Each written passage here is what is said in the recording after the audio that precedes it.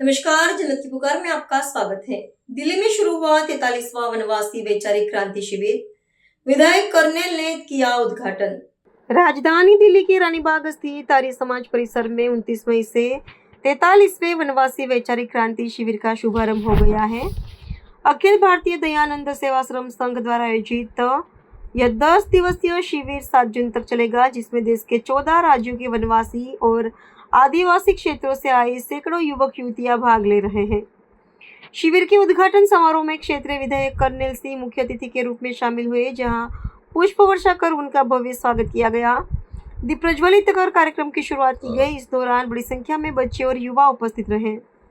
कार्यक्रम में दिल्ली आर्य प्रतिनिधि सभा के प्रधान धर्मपाल आर्य, निगम पार्षद ज्योति अग्रवाल और निगम पार्षद अजय रवि हंस भी मौजूद रहे।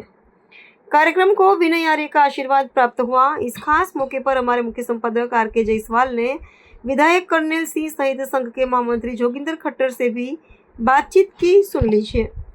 ये राष्ट्रीय निर्माण की शाला है। आर्य समाज ने जो काम शुरू किया है कि सामाजिक समरसता, देश के भिन्न भिन्न राज्यों से आए हुए ये युवा बेटियां, युवा बच्चे, इनका जो निर्माण हो रहा है, आर्य समाज ने इसको मिल करके बिना किसी स्वार्थ के, और ये आज से नहीं पहले से करते आ रहे हैं। मुझे लगता है आर्य समाज 2047 विकसित भारत के अंदर बहुत बड़ी भूमिका निभाने वाला है, क्योंकि जिसका समाज ठीक होता है वो राष्ट्र हमेशा प्रगति करता है। और मैं आर्य समाज को पुनः हाथ जोड़कर धन्यवाद भी करता हूँ, अभिनंदन भी करता हूँ कि जिस तरह का ये एक अच्छा काम कर रहे हैं, और हम भी बहुत भाग्यशाली हैं कि हमारी आहुति भी अगर इसके अंदर डल जाए तो मैं सौभाग्यशाली समझूंगा अपने आप को। इसलिए मैं आर्य समाज का और यहाँ के जितने भी प्रतिनिधि हैं, अधिकारी हैं, पदाधिकारी हैं, सबका अभिनंदन करता हूँ, स्वागत करता हूँ। जय श्री राम। इतने सारे लोग, इतने सारे बच्चे, इतना सारा इंतजाम, क्या कहना चाहेंगे उस मजबूत मेहनत को जो जोगिंदर खट्टर जी जैसे बहुत सारे लोगों ने मिलकर करी है? मैंने बताया आपको कि ये राष्ट्र निर्माण है, और जो व्यक्ति राष्ट्र निर्माण करता है वो पर्सनल स्वार्थ को नहीं देखता। ये देखिए कितनी सारी बहनें बैठी हैं, इधर देखिए कितने सारे भाई बैठे हैं। इन सब की आहुति से जो राष्ट्र निर्माण हो रहा है वो इतिहास बनेगा। क्योंकि जरूरी नहीं कि जब देश की आज़ादी हुई थी बहुत सारे लोगों ने अपनी आहुति दी थी। हर व्यक्ति का चित्र छप नहीं सकता, लेकिन आत्मा से जो उनको आशीर्वाद मिलता है, उनके परिवारों को जो आशीर्वाद मिलता है, जो सेवा का जो काम करते हैं, वो अपने आप में प्रभु उनको देखता है और उसका काम करता है।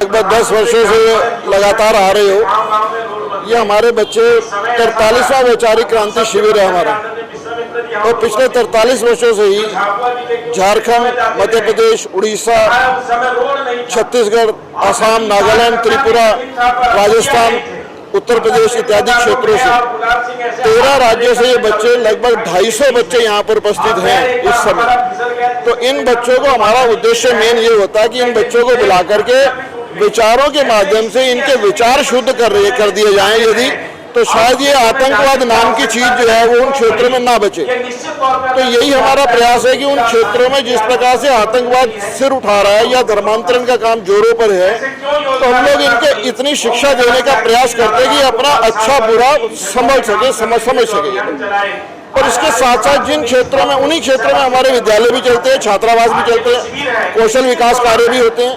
तो उन्हीं क्षेत्रों से ही बच्चे, उन हमारे छात्रावास और आसपास के जहाँ पर हमारे विद्यालय चलते हैं, आश्रम चलते हैं, उन्हीं क्षेत्रों से ही ये बच्चे यहाँ पर आते हैं। और 10 दिन रह करके, 10 दिन में ये अपने आप को संवारने का काम करते हैं। इनकी जो शारीरिक उन्नति है वो, उसके साथ साथ जो वैचारिक उन्नति है, राष्ट्रभक्ति का जो काम है, उनमें राष्ट्रभक्ति किस प्रकार से कायम रहे, ऐसा हमारा प्रयास रहता है। यही हमारा उद्देश्य है। कितने बच्चे हर साल हम देखते हैं कि बच्चों की संख्या जहाँ बढ़ती जा रही है, इसके लिए क्या कहेंगे जो सनातन धर्म के लिए, आर्य समाज के लिए आप सबको एक तरह से प्रोत्साहित कर रहे हैं, इसके लिए? देखिए, उन्हीं बच्चे या उनके बच्चों के अभिभावक वो धन्यवाद के पात्र हैं जो इस आर्य समाज के साथ जुड़ करके अपने आप को सुधारने का काम कर रहे हैं। हमारे जो आचार्य गण हैं वो निरंतर इस कार्य में लगे हैं। बड़ी विषम परिस्थितियों में वहाँ पर कार्य करने को मिलता है, ना तो वहाँ भोजन की व्यवस्था ठीक से हो पाती है आसपास, और हमारे आश्रम में ही जो हमारे दिल्ली के कुछ लोग जो दान दाता है वही दान इकट्ठा करके आर्य समाज की सेवा इकाई को उन क्षेत्रों में चला रहे हैं, उन विद्यालयों को चला रहे हैं और उनको भोजन इत्यादि। अब कोरोना में हमने लगभग 2 करोड़ का राशन इन क्षेत्रों में हमने बांटा था। इस समय वहाँ पर कोई भोजन देने वाला नहीं था, राशन देने वाला नहीं था। उस समय आर्य समाज ने ये पहल की और झारखंड इत्यादि क्षेत्रों में, आसाम, नागालैंड क्षेत्रों में हमने इस भोजन वितरण का काम किया था। तो इस प्रकार से हम कोशिश करते हैं कि ये सभी बच्चे भारत की मुख्य धारा में जुड़ने का काम करें। अनेकों आर्य समाज में तो मैं बता दूं जोगिंदर कट्टर जी अभी हाल ही एक आर्य समाज की बड़ी संस्था के पूर्वी प्रधान भाइयों को प्रणाम करता हूं। इस संस्था से जुड़े हुए जितने भी अपना शारीरिक योगदान देकर इस कार्यक्रम को सफल बनाने में जो लगे हैं, वो मुझे लगता है कि वो पैसे से भी ज़्यादा महत्वपूर्ण है। आप लोगों का बहुमूल्य समय समाज सेवा में जो लगा हुआ है, आप सभी को प्रणाम करता हूँ। मेरे साथ आए दैया जी, आपके आर्य समाज से जुड़े हुए हैं। दैया जी मेरे ऑफिस में भी समाज सेवा का काम करते हैं और आर्य समाज मंदिर से भी जुड़े हुए हैं। अभी जिनको डॉक्टर नरेश बहुत बड़े समाज सेवी हैं और अब तो राजनीतिक क्षेत्र में भी हैं। आपको प्रणाम करता हूँ भाई।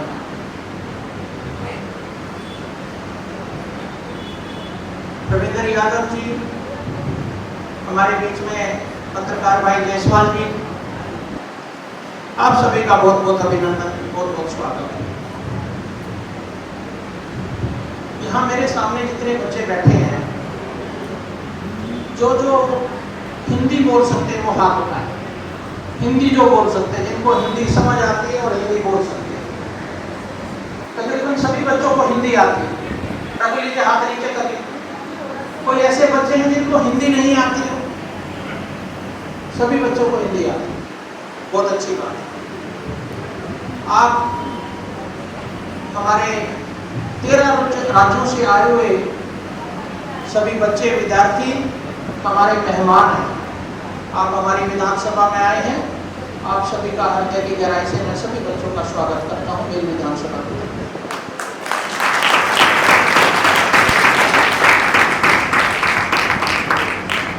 ये आर्य समाज जो काम कर रहा है, ये मेरे सामने जो बैठे हुए बच्चे हैं, ये देश का भविष्य है और आर्य समाज उस देश के भविष्य को बनाने में अपनी जो आहुति डाल रहा है, वो बहुत ही प्रार्थना योग्य है। क्योंकि ये बच्चे आकर जब बड़े होंगे, इन लोगों को ही देश चलाना है। क्यों कहते हैं कि जैसी फसल उगाओगे वैसे ही काटोगे, क्योंकि ये आप लोगों की मेहनत का फल है। एक अच्छा राष्ट्र तैयार करना, और ये राष्ट्र मेरे सामने बैठा है और आप लोगों ने उनको सींचा है। कि सींचने के लिए जो मेहनत करनी पड़ती है, वो भी बिना स्वार्थ के, क्योंकि आर्य समाज एक ऐसी संस्था है जिसको ना आर्थिक लाभ चाहिए, ना राजनीतिक लाभ चाहिए, और सिर्फ सेवा की भावना से किया हुआ काम हमेशा पूर्ण नहीं होता है। इसलिए आर्य समाज को बहुत बहुत साधुवाद देता हूं, हमारे जन्म। मैं खट्टर जी से भी अनुरोध करूंगा, अभी जैसे आपने बताया कुछ और बच्चे भी आने वाले। वैसे तो आप निर्णय जो लेंगे मैं उसका स्वागत करूंगा, लेकिन हमारे यहाँ पर कई बड़े कम्युनिटी सेंटर हैं। आपका ये भवन है, मुझे लगता है इसमें थोड़ी जगह की कमी है। तो जो कम्युनिटी सेंटर है, आप मुझे 10 दिन पहले बताइए, हम बुक कराएंगे। ठहरने की व्यवस्था हम करेंगे, खाने की व्यवस्था हम करेंगे, कोई भी आपको व्यवस्था की जरूरत है हम करेंगे। कम्युनिटी सेंटर अपने पास बहुत बड़े बड़े कम्युनिटी सेंटर हैं, वहाँ 150, 200, 300 बच्चे आराम से रह सकते हैं। उनकी सोने की, खाने की, पीने की, रहने की, आपके मंच की व्यवस्था सब हम करेंगे। हम आपकी क्योंकि जो कार्य आप कर रहे हैं वो किसी प्रभु की पूजा से कम नहीं हो सकता। महर्षि दयानंद सरस्वती जी ने जो ये समाज को खड़ा करने की, एक जो हमारे धर्म के अंदर बहुत सारी कुरीतियां आ जाती हैं, और उनको अगर कोई ठीक कर सकता है तो वो सिर्फ आर्य समाज कर सकता है, अन्यथा और किसी की ताकत नहीं है। आप लोगों ने मुझे बुलाया, हृदय की गहराई से आप लोगों का बहुत बहुत धन्यवाद करता हूँ। लेकिन कुछ बच्चे हैं जो पहले भी आ चुके हैं। चलो ठीक है साहब, आवाज अभी प्रॉपर नहीं। अगर आपने हमारा अभी तक चैनल सब्सक्राइब नहीं किया है तो कृपया चैनल सब्सक्राइब कर लें, लाइक करें, शेयर करें, कमेंट करें। तो मिलते हैं फिर किसी और खबरों के साथ। नमस्कार।